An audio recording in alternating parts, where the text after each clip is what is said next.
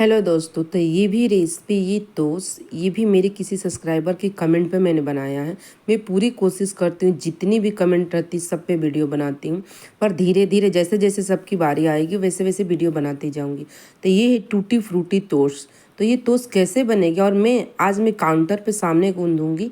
मैं आज मशीन में गूंद के नहीं दिखाऊंगी। तो देखिए मैंने बाउल ले लिया, बाउल के ऊपर छन्नी रख के मैंने मैदा को छान लिया।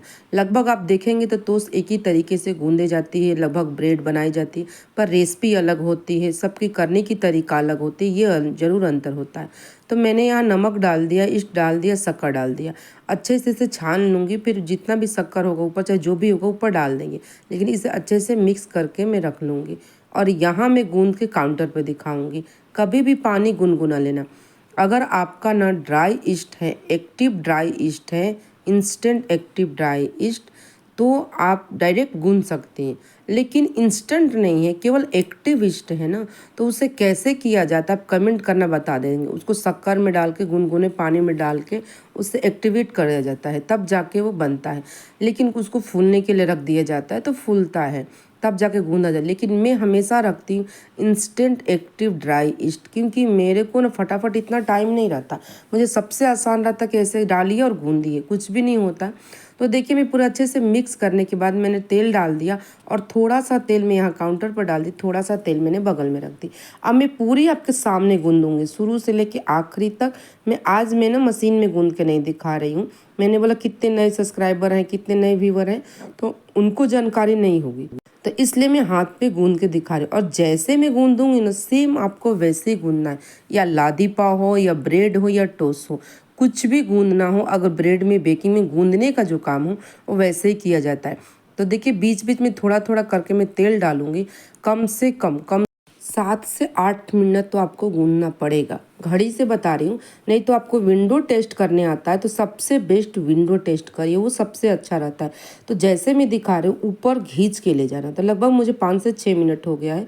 अब देखिए जैसे मैं बता रही हूँ, नीचे से ऊपर, नीचे से ऊपर, फिर ऊपर का पकड़ के नीचे लाइए, फिर नीचे से ऊपर। ये गूंदने का तरीका है, रोटी जैसे नहीं गूंदना है, क्योंकि ब्रेड है, बेकिंग की चीज़ें हैं।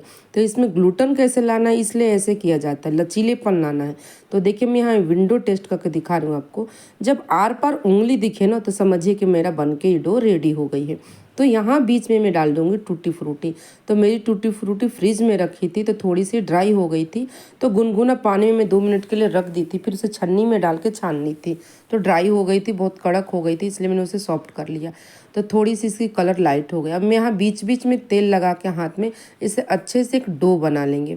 अगर कभी आपको लगे ना कि मतलब कि चिपक रहा है, तेल से भी नहीं संभल रहा, तो 1-2 चम्मच आप मैदा डाल सकते हैं। 1-2 चम्मच मैदा डालेंगे ना तो अच्छे से संभल जाएगा और अच्छे से एक डो बनेगी। डो सबसे परफेक्ट होती है, इसकी पहली स्टेप होती है डो बनाना। डो अच्छे से बनाए सबसे बेस्ट होता है। इसे अच्छे से एक डो बना के और इसे रख दूंगी उसी बाउल में, जब तक ये डबल ना हो। जब तक डबल नहीं होगा तब तक इसे बनाएंगे। लेकिन ये डबल क्यों नहीं होगा, क्योंकि इसमें टूटी फ्रूटी है।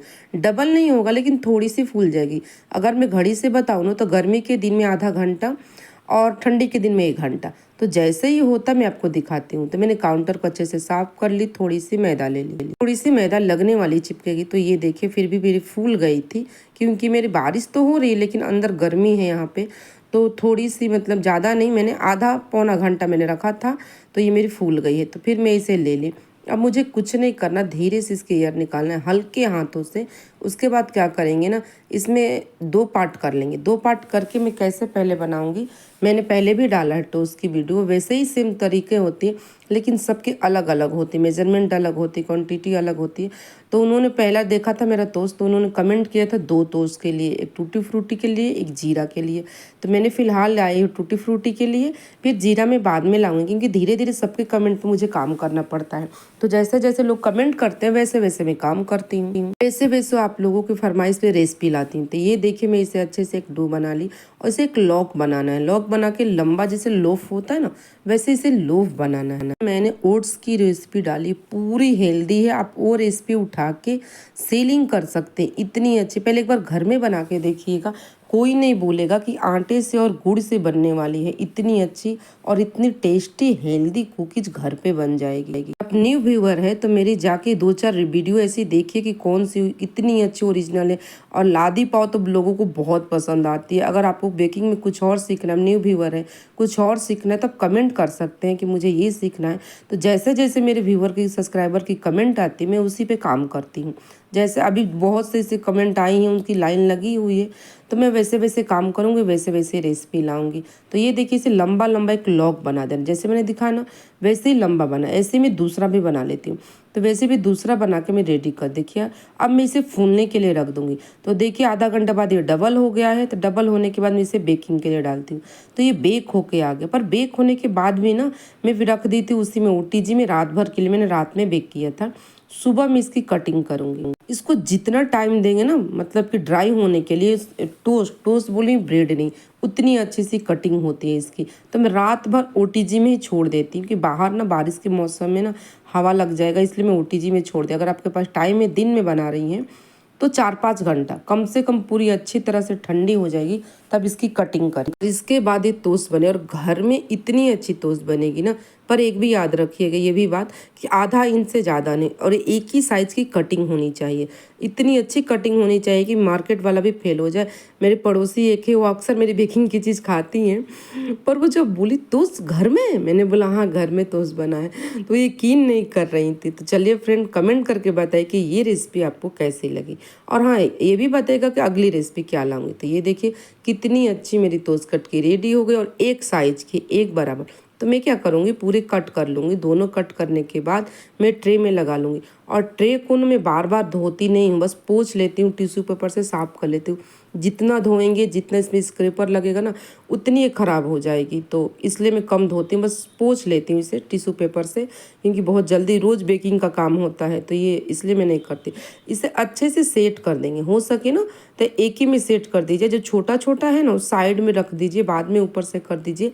नहीं तो जब एक बार बेक हो जाता है ना, उसके बाद थोड़ा थोड़ा रखिए। तो एक तरफ हमें बेक करना है 180 डिग्री पर मैं बेक करूँगी। एक तरफ 25 मिनट, 20 से 25 मिनट होता है। ये ओटीजी के ऊपर कितना टाइम लेगा।